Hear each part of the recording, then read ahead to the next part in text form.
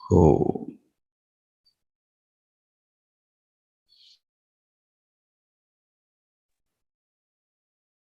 वैदि की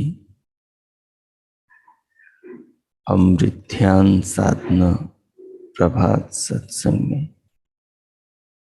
आप सभी साधक साधिकाओं का, उपासक उपासिकाओं का हार्दिक स्वागत है। आइए पूर्व की भांति आज के ब्रह्म मुहूर्त में, आज की ब्रह्म वेला में भी हम उन महान प्रभु पार ब्रह्म परमेश्वर सच्चिदानंद स्वरूप जगदीश्वर के दया करुणा स्नेह के भंडार, करुणा निधे भक्त वत्सल भगवान के, समस्त प्राणियों के पिता, प्राण तत्वों के निर्माता, प्राणी मात्र के हर पल के सखा, संपूर्ण विश्व के धारण पोषण करने वाले, संपूर्ण सृष्टि के कण कण को सदैव जानने वाले, प्रत्येक मनुष्य के हृदय में आत्मा में निवास करने वाले उन महान प्रभु सर्वशक्तिमान सर्वज्ञ विधाता के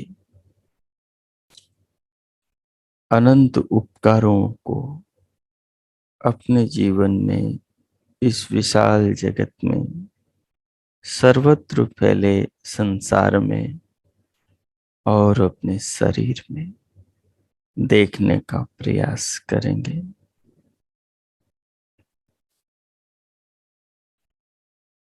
विगत दिवस हमने श्वेताश्वतर मुनि के एक महान संदेश का अवलोकन किया था।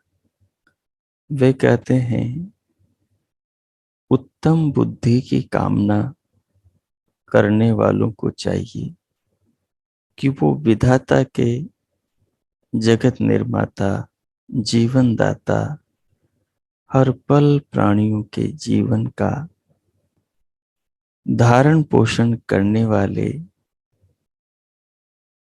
पार ब्रह्म परमेश्वर प्राण पिता जगदीश्वर का चिंतन मनन किया करें।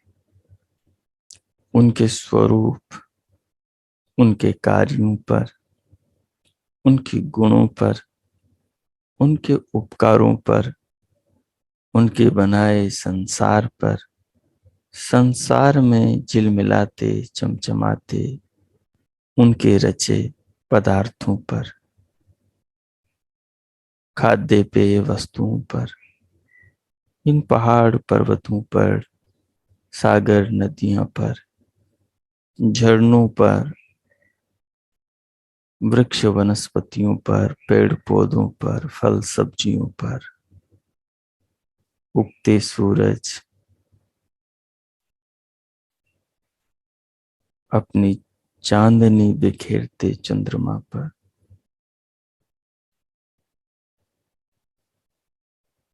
गोदुग्ध पर, खिलते फूलों पर, उनकी सुगंध पर,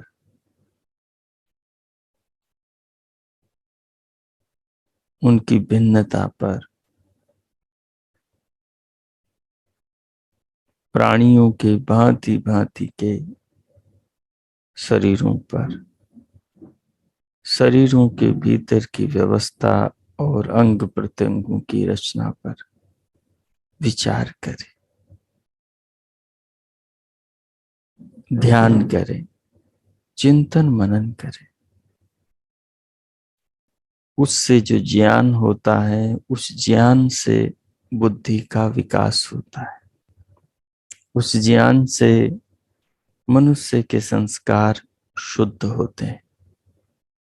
उस ज्ञान से चित्त निर्मल होता है, आत्मा पवित्र होता है, हृदय शुद्ध होता है। जब व्यक्ति का चित्त निर्मल होता है, हृदय शुद्ध होता है, भावनाएं पवित्र होती हैं, तो उसके जीवन में सुख आता है, शांति आती है, धैर्य का अवतरण होता है, ईमानदारी आती है, धार्मिकता आती है। तो व्यक्ति के जीवन में ठहराव आता है, भाग दौड़ का विराम होता है। जो उसके पास उपलब्ध है उस पर उसका ध्यान जाता है। भागम भाग से मुक्ति मिलती है, तो आदमी की बुद्धि का विकास होता है।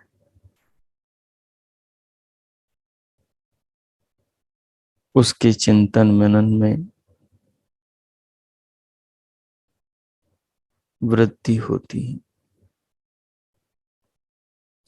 वो अपने जीवन में झांक कर प्रभु की महान कृपा को, प्रभु के महान प्रेम को, प्रभु की महान करुणा को, प्रभु के अनंत उपकारों को अनुभव करता है।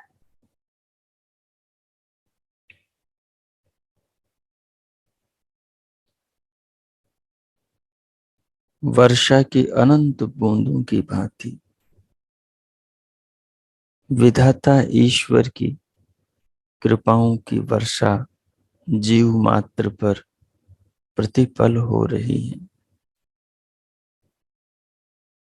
नाना भांति से, नाना प्रकारों से हर समय हो रही है।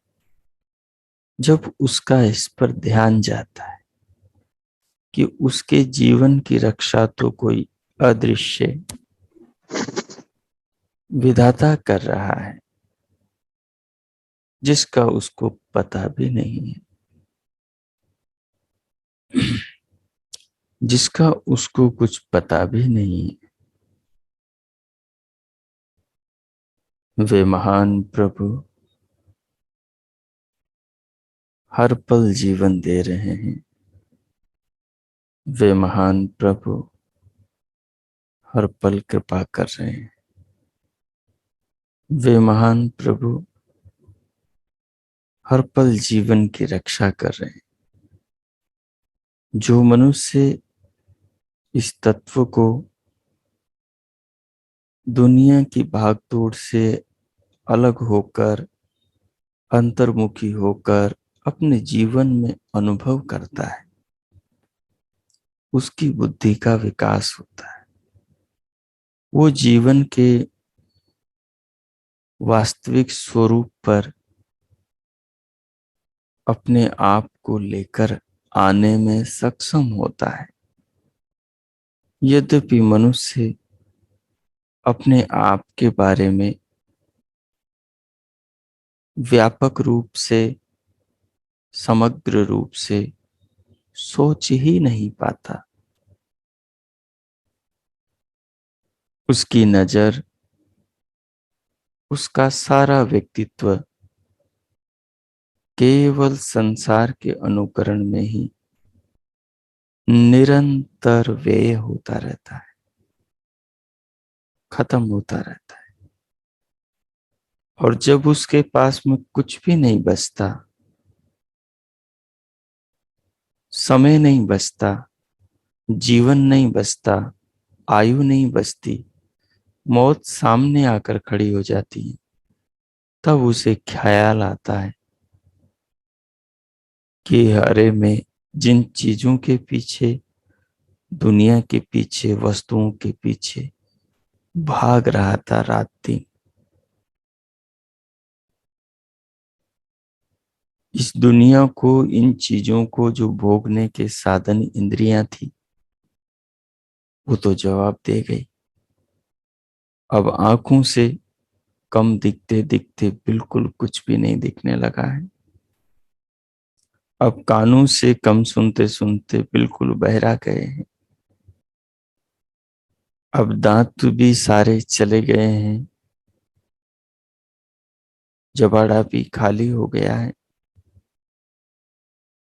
अब श्वास भी पूर्व के जैसे आती नहीं, उसको भी लाना खींचना पड़ता है। और अब हाथ भी कप कपाने लगे हैं, जुबान लड़खड़ाने लगे हैं, और पांव की हड्डियां भी शरीर का बोझ उठा नहीं पाती है। उस दिन आदमी को घोर पछतावा होता है।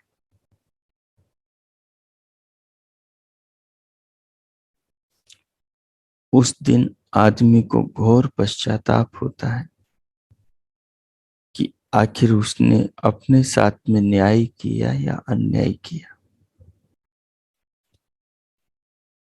उस दिन उसे पता लगता है कि वो बुद्धिमान है या किसी ऊंचे दर्जे का मूर्ख है।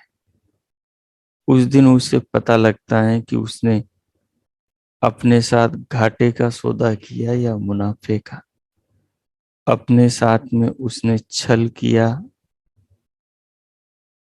या ईमानदारी का जीवन जिया। उस दिन वो पछताता है और पछताता हुआ मर जाता है। शरीर से उसका आत्मा निकल जाता है, जैसे जीवन भर कर्म के ये संस्कार बनाए, जितने पाप किए उन्हीं के हिसाब से अगली यात्रा पर चला जाता है। और एक महान अवसर को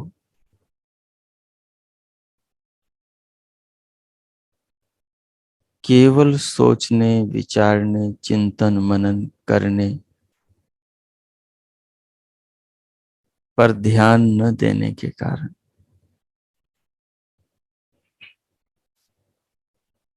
अवसर से सदा के लिए वंचित हो जाता है।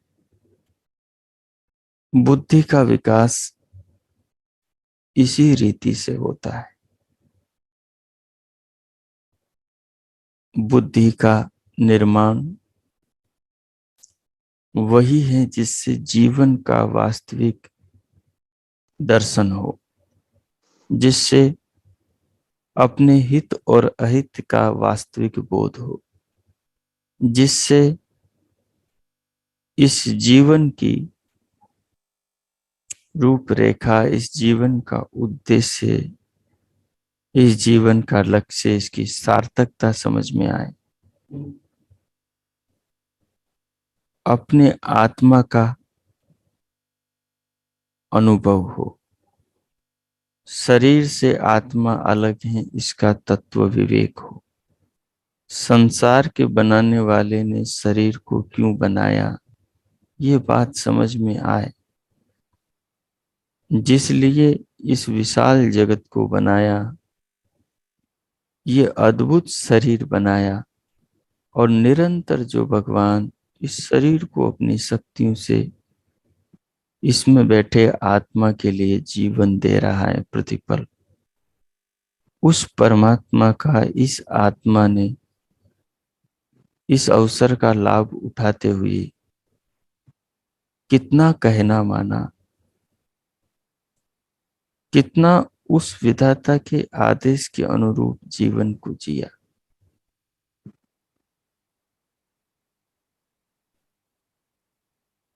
इस पर विचार इस पर चिंतन, इस पर ध्यान का जाना और इसका सार निकालना बुद्धिमत्ता है। आपने बहुत पैसे जमा कर लिए, बहुत प्रॉपर्टी इकट्ठी कर ली, एक नगर में, शहर में आपके 50 मकान हैं, आपने 10,000 20,000 एकड़ भूमि पर अपना एकाधिकार कर रखा है, और वो सारे पैसे, वो सारी दौलत केवल आप अपने परिवार के लोगों के लिए इकट्ठी कर रहे हैं, अपनी पीढ़ियों के लिए जमा कर रहे हैं। समझो कि आप बहुत बड़ा पाप कर रहे हैं, बहुत बड़ा अनर्थ कर रहे हैं, अपने साथ बहुत बड़ा छल कर रहे हैं, अपनी पीढ़ियों के साथ में भी कर रहे हैं। सबको भगवान शरीर देकर भेजता है, सबको हाथ पांव दिमाग मन बुद्धि चित्त पे देकर भेजता है। अगर उन दूसरों के लिए, आने वालों के लिए आप अपना जीवन बर्बाद कर रहे हैं, मिट्टी को एक जगह से दूसरी जगह इकट्ठी कर रहे हैं, जो धरती सबके लिए थी उस धरती पर एकाधिकार बनाकर बैठे हैं, बहुत बड़ा पाप कर रहे हैं। ये पाप आपको आत्म कल्याण की राह पर जाने ही नहीं देगा। ये लोग आपको आत्म अनुसंधान की ओर प्रवृत्त होने ही नहीं देगा। ये संपत्ति, ये संपदा, इससे जुड़ी चीजें आपके मन को इस प्रकार से छल के रखेंगी कि आपका जीवन क्या है, जीवन का मतलब क्या है, ये कभी समझ में भी नहीं आएगा। जीवन में शांति, जीवन में ठहराव, जीवन पर ध्यान, अपनी ओर फोकस कभी कर नहीं पाएंगे, हो नहीं पाएगा, क्योंकि आपने समृद्धि के विकास को बुद्धिमत्ता समझा। जो चीज आपकी थी नहीं, उस चीज पर आपने अधिकार करने के लिए अपना जीवन गवा दिया। जो जीवन आपको अपनी खोज के लिए मिला था, उस जीवन को आपने मिट्टी को इकट्ठे करने में लगा दिया। साधन सब साध्य तक पहुंचने के लिए है, और साधनों का जब परिग्रह होता है और अति परिग्रह होता है, तो परिग्रह करने वाला सब ओर से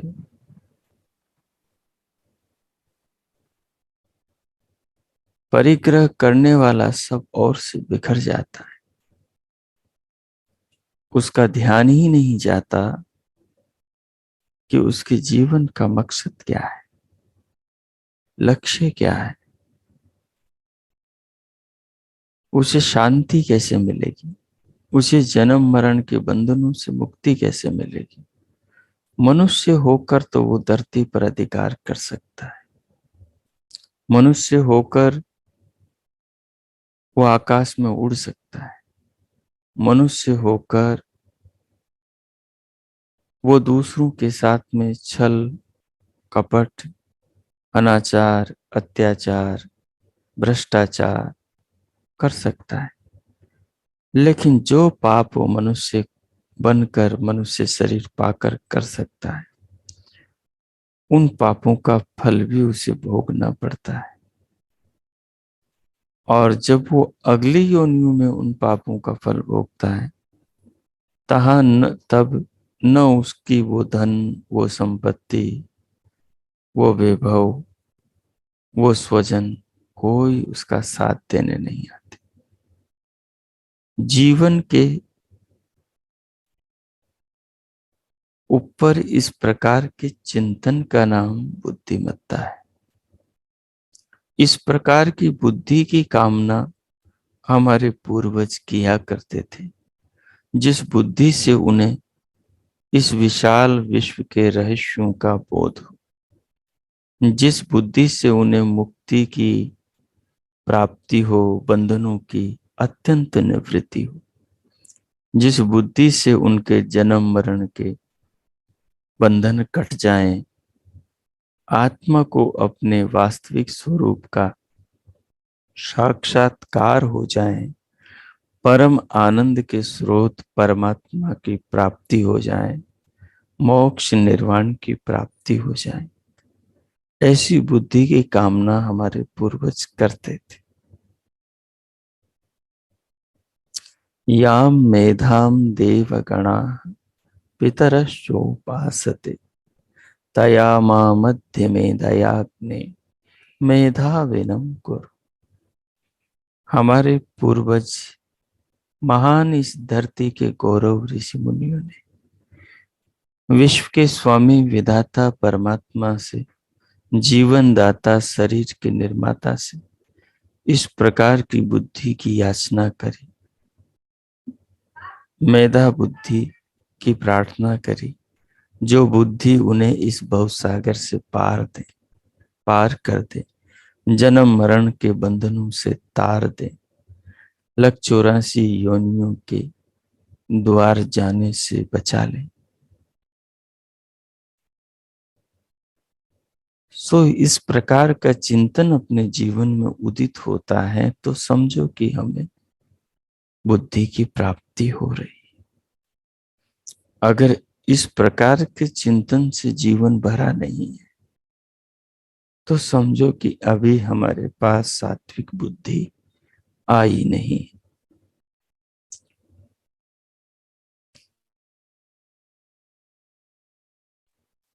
सो अब मैं अगले 10 मिनट मौन होता हूं और आपको उन्हीं बिंदुओं पर विचार करना, ध्यान में चिंतन करना है कि आखिर हम बुद्धिमान बनेंगे कैसे,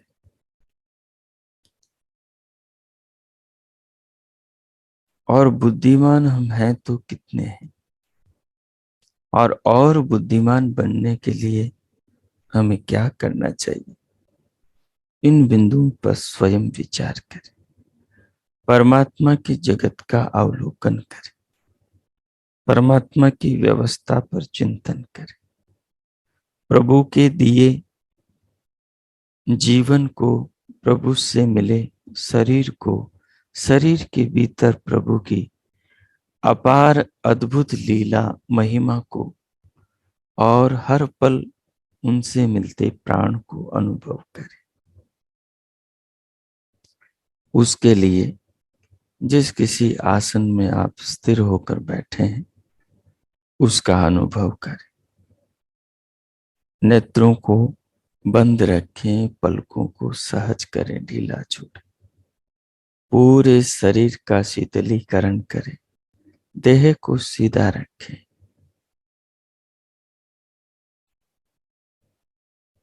बाहर से भीतर प्राणों को धीरे धीरे ले, उन्हें अनुभव करें, उनके साथ प्रभु के भाव को जोड़ें,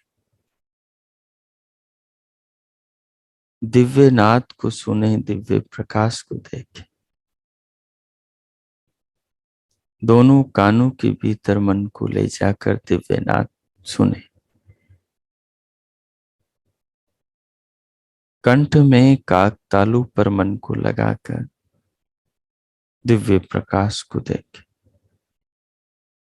प्राणों को बाहर से भीतर धीरे धीरे लेकर भर लें, रोक कर फिर प्रभु के निज नाम ओम का मानसिक जप करें। जप करते हुए पूरे शरीर को दिव्य नाद, दिव्य प्रकाश को जप के साथ साथ अनुभव करें। अनुभव करने वाले स्वयं अपनी आत्मा को अपने ख्याल में रखें। शरीर के बनाने वाले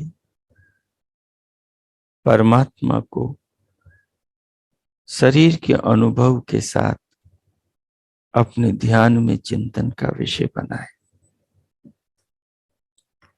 और बुद्धि की प्राप्ति का जो सूत्र कल हमें महर्षि श्वेताश्वतर मुनि से मिला था, उस पर गहन चिंतन मनन करें। अब मैं 10 मिनट मौन होता हूं। आप धैर्य पूर्वक, शांति पूर्वक, आनंद के साथ मुखार बिंदु पर प्रसन्नता रखते हुए और हृदय में शांति और धैर्य रखते हुए प्रभु का चिंतन करें। ओम कीजिए।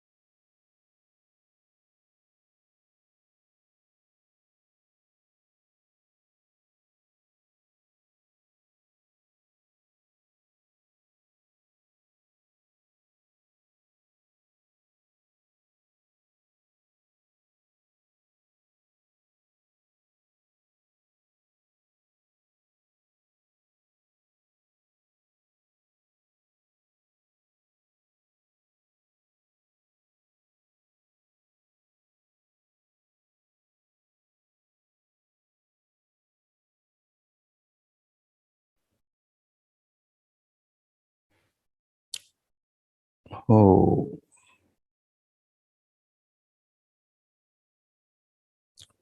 हो।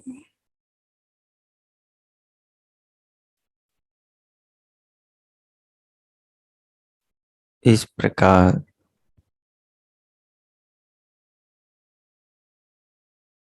बौद्धिक विकास के निमित्त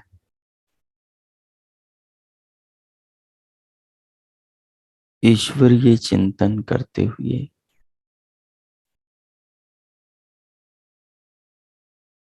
जीवन को, जगत को, परमात्मा की कृपाओं को, उनकी व्यवस्था से चल रहे अपने जीवन को अनुभव करते हुए, समझते हुए,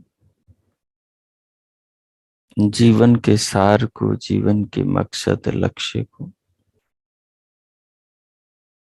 महसूस करते हुए अब भगवान का धन्यवाद करें।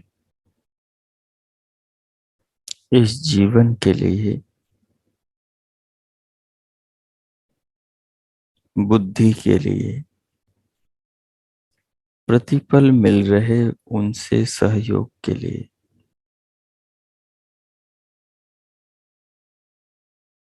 प्राणों के लिए, शरीर के भीतर के अनगिनत अवयवों के लिए, अंग प्रत्यंगों के लिए,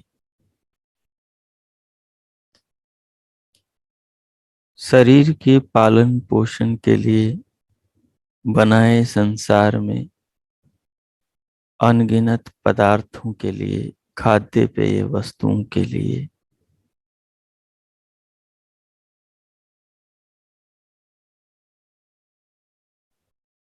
जीवन में, मनुष्य जीवन में रस पैदा करने के लिए, इन पहाड़ पर्वतों को बनाने के लिए, इनके द्वारा मनुष्य को जीवन को सरस करने के लिए सागर, सरिताओं के लिए, नदियों के लिए, झरनों के लिए, खिलते फूलों के लिए, कलियों के लिए, उन पर नाचती तितलियों के लिए, उनके पंखों की सुंदरता के लिए, कोयल की मीठी कूक के लिए, मयूर के सुंदर पंखों के लिए,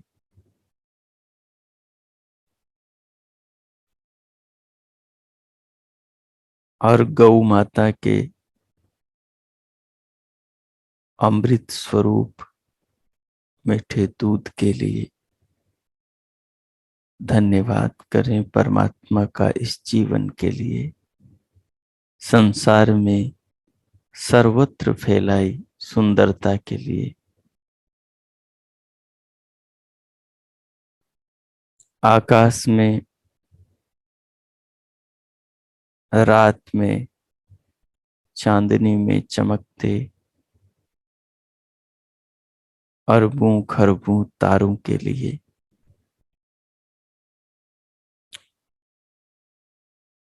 शीतल रात्रि के लिए, उदित होते भुवन भास्कर सूर्य के लिए, रवि रश्मियों के लिए, धरती में छिपे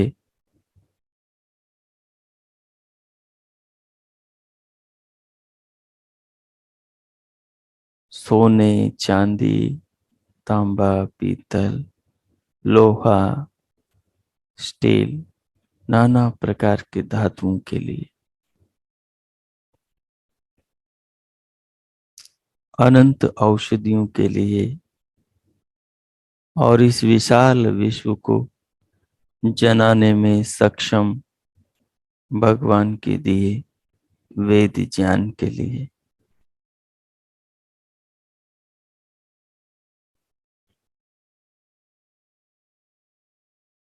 जिस ज्ञान को पाकर, जिस ज्ञान को जीवन में धारण करके उसे पढ़ के समझ के मनुष्य की बुद्धि 100% विकसित होती है, और उस विकसित बुद्धि से मानव इस विशाल विश्व पूरे ब्रह्मांड को जान लेता है। उस ज्ञान के भंडार वेद वाणी के लिए, इन सब के लिए भगवान का धन्यवाद करें, और अपने शरीर के भीतर की व्यवस्थाओं के लिए, मस्तिष्क के भीतर की व्यवस्था के लिए, स्वर यंत्र के कमाल के लिए, हार्ट के, हृदय के, दिल के अद्भुत निर्माण के लिए, शरीर में काम करते 10 प्राणों के लिए, 11वें सूक्ष्म प्राण के लिए, 5 कोषों के लिए, 3 शरीरों के लिए, अरबों खरबों कोशिकाओं के लिए, रोम कूपों के लिए, ऊतकों कोष्ठकों अंग प्रत्यंगों के लिए, संसार को दिखाने वाली आंखों के लिए, सब कलरों को सुनाने वाले कानों के लिए, श्रोत्र इंद्रिय के लिए, रसना के लिए, घ्राण के लिए, स्पर्श इंद्रिय त्वचा के लिए, मन के लिए, बुद्धि के लिए, अंतकरण के लिए प्रभु का धन्यवाद करें। क्या कम दिया है भगवान ने। हम पूरे जीवन में उनके उपकारों को गिन नहीं सकते। दुनिया का हर कैलकुलेटर फेल हो जाएगा। इतने असंख्य परमात्मा के उपकार हैं हम पर। उनके इन उपकारों को समझने, इन पर विचार करने, इनको अपने चिंतन में लाने से मनुष्य की बुद्धि का विकास होता है। इसी से बुद्धि पवित्र होती है। इसी से बुद्धि के अंदर प्रेरणा शक्ति जागती है, प्रचोदयात, जिससे पावन होती है। ये पावन बुद्धि ही मनुष्य की आत्मा को पवित्र मार्ग पर ले जाती है, जिस मार्ग पर चलकर मानव का जीवन धन्य धन्य होता है, जन्म लेने का उद्देश्य पूरा होता है, और उसकी आत्मा परमानंद को पाकर जीवन सफल कर लेती। भगवान का इन भावों से भर के धन्यवाद करें, और जीवन को ऐसा बनाने के लिए स्वयं को संकल्पित करें।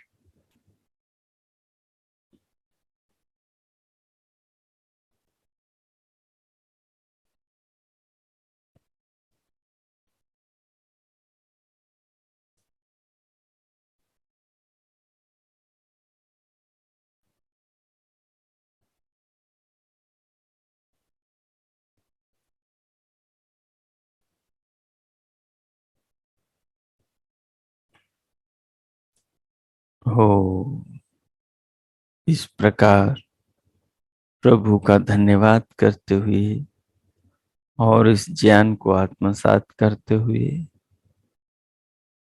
परमात्मा की महान महिमाओं का अनुभव करते हुए,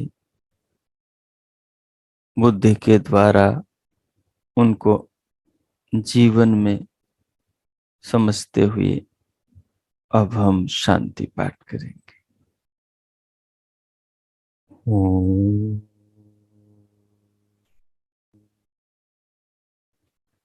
ओम ओम। शांति शांति शांति। ओम ओम। आज का आप सबका दिन शुभ हो, मंगलमय हो। प्रभु सबका मंगल करे। सबके लिए परमात्मा से बहुत बहुत मंगल कामनाएं, बहुत बहुत शुभकामनाएं। इति ओम।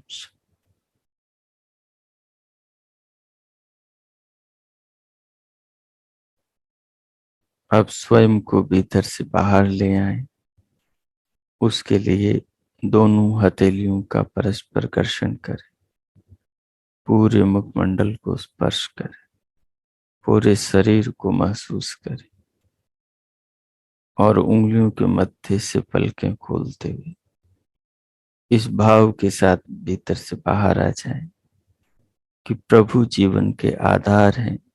उन्हीं की कृपा से मैं आंखें खोल रहा हूं, खोल रही हूं और जीवन को जी रही हूं। हो